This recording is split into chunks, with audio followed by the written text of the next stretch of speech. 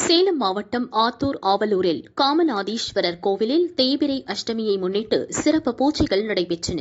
கால பைரவருக்கு பால், சந்தனம், மஞ்சள், தயிர் உள்பட 16 வகையான அபிஷேகங்கள் செய்து தீப ஆராதனைகள் காண்பிக்கப்பட்டன. வெள்ளி கவச அலங்காரத்தில் கால பைரவர் எழுந்தருளினார். திருமண தடை நீங்க பெண்கள் தீபம் ஏற்றி வழிபட்டனர். ஆயிரக்கணக்கான பக்தர்கள் சுவாமி தரிசனம் செய்தனர்.